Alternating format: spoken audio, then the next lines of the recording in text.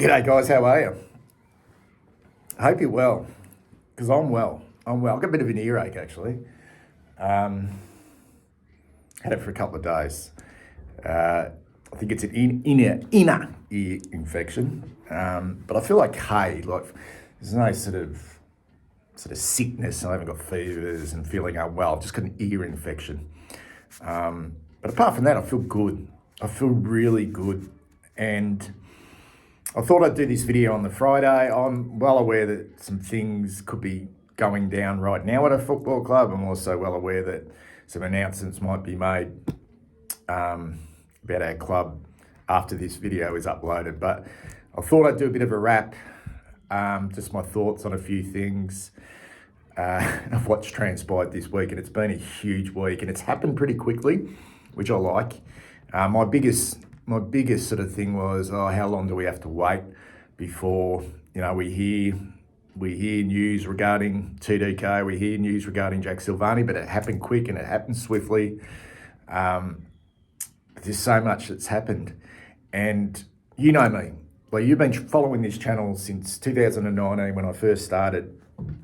I've always been more on the cynical doom and gloom side of things, and I have been observing reactions from the fans over the course of the week as things have come out, reports have come out, news has come out from the football club. I really don't want to waste any energy on that. Fans are going to respond to things in their own way. And look, there was a lot of vitriol particularly towards Jack Silvani, but the way I sort of feel about it is I just don't think it will affect him. Moving forward, I think these footballers cop so much throughout their career that, they're just sort of, it's like water off a duck's back. They'll get on with life. It will, so it's pointless sort of jumping on and criticising fans for things they say and send-offs and all that. It's ridiculous. I just sort of feel that this is... everything that's happening at the moment is the best thing for our football club. And I'm not here to paint a shining light and saying our club is squeaky clean. I'm not doing that. But I'm loving the changes. And I might be wrong here. And part of this is a feeling. But I really do feel like this is such a line in the sand, flag in the ground moment for our football club to move forward with real purpose. And it's headed up by a pretty experienced fella in Graham Wright. Let's not forget that. It's not like we've got someone who doesn't know what he's doing, sort of steering the ship at the moment. So that gives me great confidence. But it really does feel like this needed to happen, regardless whether these players are wanting to leave the club. It could shine a negative light on us and things we've done wrong in the past, that they don't want to stay. And I'm not going to get into why TDK has left. I'm not going to get into why Jack Silvani's left. I don't want to get into why Charlie Curnow wants to leave. You're going to hear things and people will judge, okay? But it's kind of wasted energy from my point at the moment. I just think them leaving the football club could be the best thing for us. We need to not necessarily start again, but we really need a new focus, and we need to regenerate this list of ours. And we're getting some new assistant coaches in. Still question marks around Michael Voss. I understand all that. But this is a chance to really move forward and get it right. Pardon the pun. And I remember I said mid-season, I said the Collingwood had the Brat Pack, your Heath Shaw and Alan Didak and Daisy Thomas and there was a whole group of them who used to run amok, but they could play the game. They played it as hard as anyone on the field and off it. But they had success. They were great personalities to be in a football club. And I understand footy's changed a little bit since then, but they were known as the Brat Pack. And I've never felt this list was right. I never felt this list was right. And I called our players, that group of experienced players, the Sook Pack, not the Brat Pack. And I'm not upset at all. And I don't want to cast any aspersions on Jack Silvani or TDK. They're good footballers. And Charlie Cuno as well. But if those three players want out, then good. Thanks for your time. You'll always be remembered as Carlton footballers, but you're not part of who we are moving forward and who we want to become.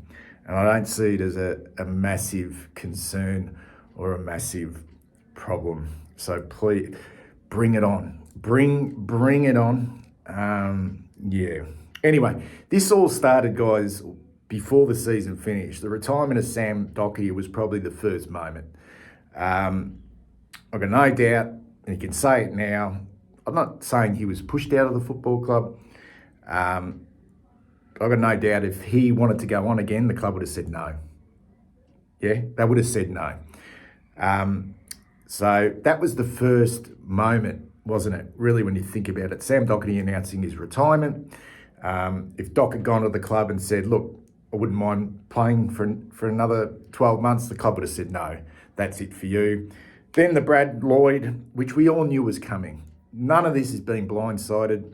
We knew, that Brad Lloyd would be told, no longer our football club. So we're headhunting ahead of footy. Hopefully we get someone a hell of a lot more, experienced at the job than what Brad Lloyd was for us in his time at the Carlton Football Club. He was definitely a problem. And Graham Wright coming into the football club, given his experience in that role, would have seen that straight away. Then it's all started to happen this week. We knew that we're going to, and I still feel like there'll be more changes from the football department, particularly in regards to assistant coaches. Tom Lonergan, I'm not quite sure whether Tom Lonergan was contracted, but I feel like he was going to leave the football club anyway. He's taking on a role at his former club in the Geelong Football Club in recruiting. He was our talent and development manager. I'm not saying he did a poor job. I'm not quite sure. I'm not saying that he wasn't pushed out. I've got no intel or understanding of that, but he will be replaced. Aaron Hamill, who I'm led to believe still had a year running on a contract. Now, maybe the club are going to pay him out, but he was our backline coach. He's actually moving on to seek other opportunities. And Aaron Greaves, who's been at the club since Michael Voss arrived, I reckon, nearly,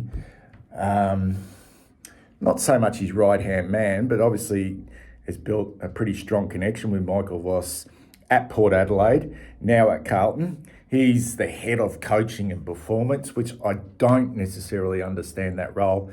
Got a feeling he was he was told that his time had come to end at the football club. Just on Aaron Greaves.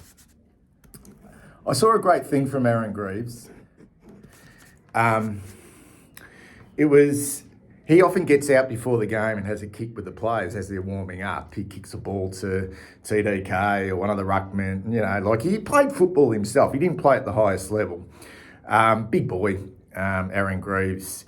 And this was the second last game of the season at Marvel. Who did we play, guys? It doesn't really matter who we played. We had a win, didn't we? We had a win. I can't. It's got away from me. Anyway, it was before the game. They're doing their warm-up. And they were kicking the balls about 2 or 3 minutes before the game. And one of the balls rolled over to the sort of boundary line where we were sitting. And Aaron Greaves ran over to get the ball. It was a beautiful yellow Sharon with the Carlton emblem on it and the logo and all that type of stuff on it.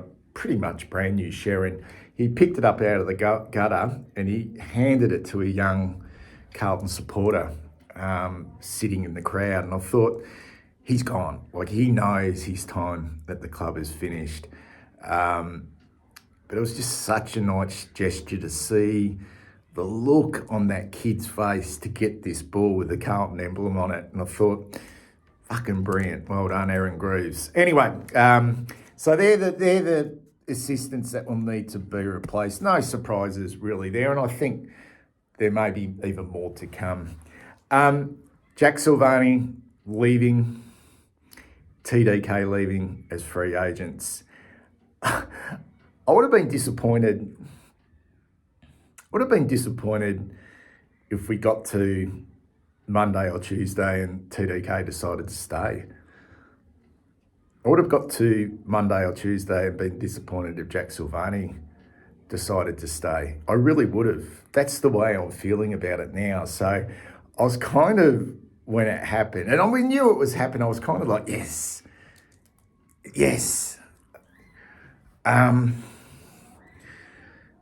That's the way I was feeling. Like, go, man, like, go.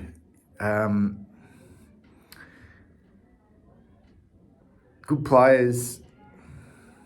No one can tell me TDK is worth 1.8 million, and this is not a knock on St Kilda and their supporters and stuff, but he's not worth... I believe he's still got his best football in front of him at 26 years of age, but he's not fucking worth 1.8 million, and good luck to him. I'll be watching him pretty closely.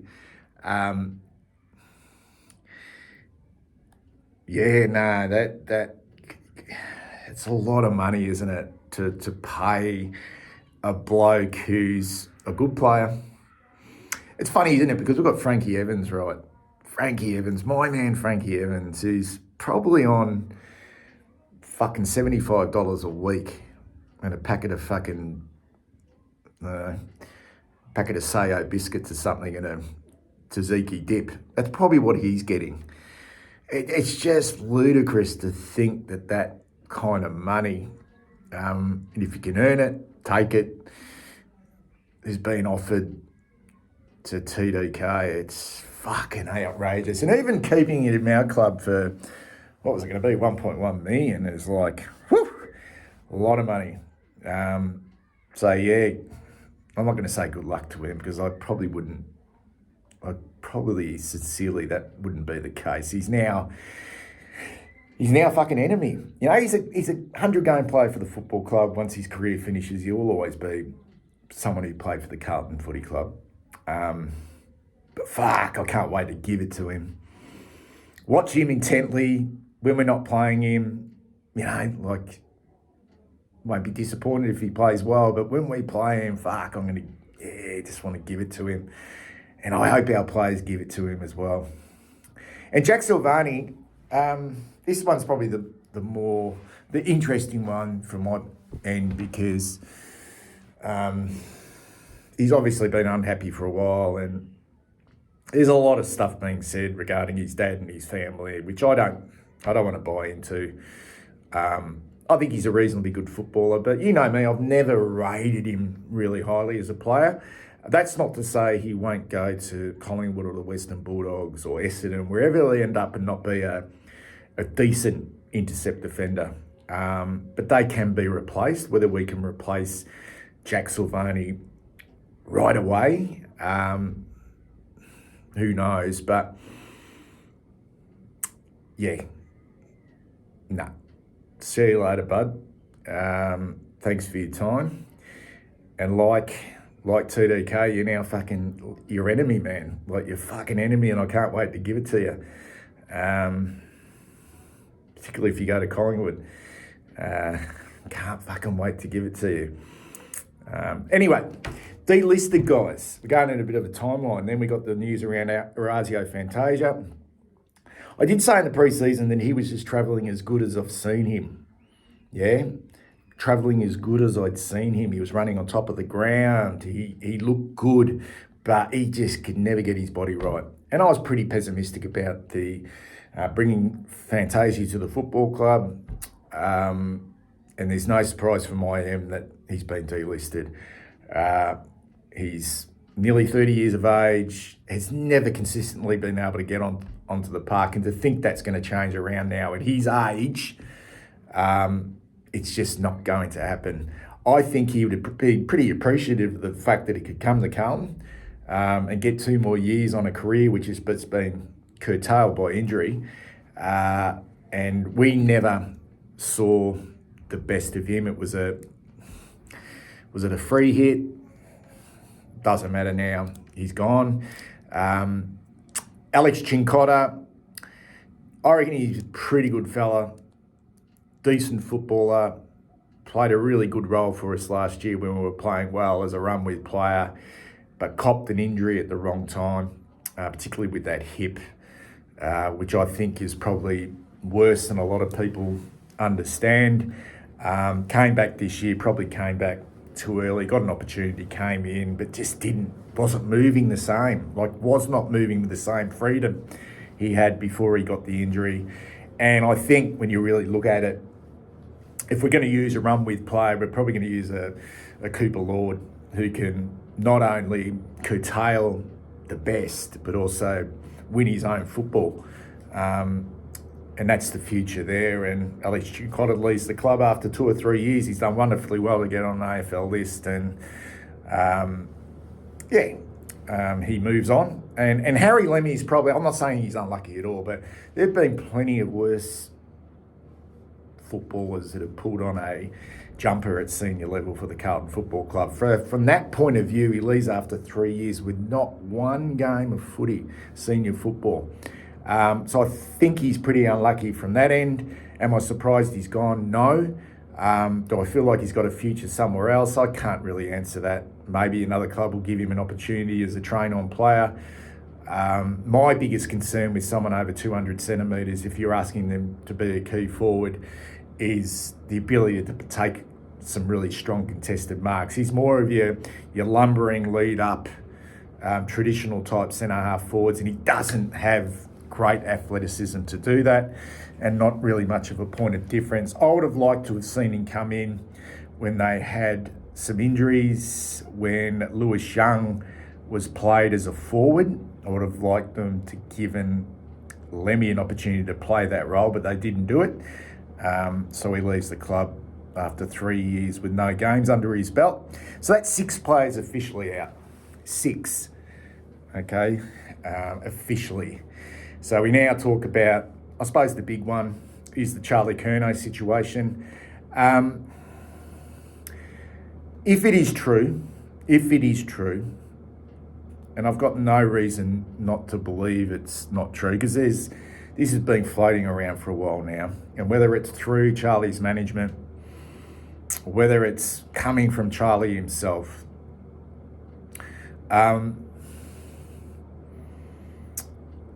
I'm going to say, we get to the end of the trade period. I'm happy for us to play hardball. I'm happy for us right throughout trade period to see he's a required player.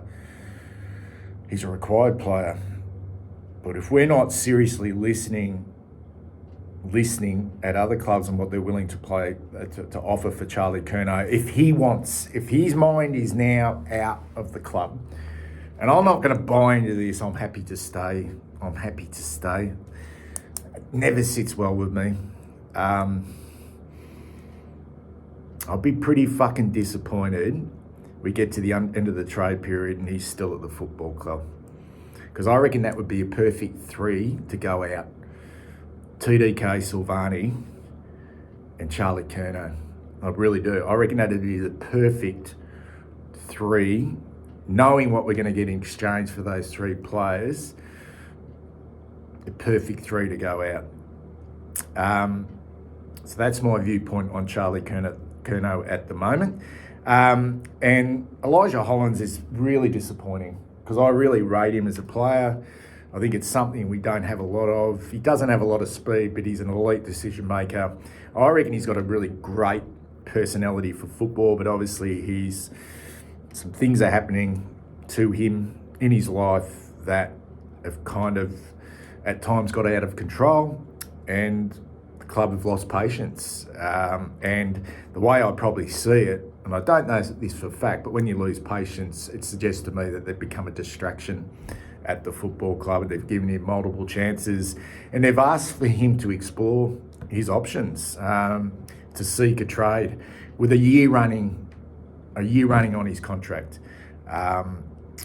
which doesn't bode well for him. So I don't expect to see him running around in a Carlton jumper next year.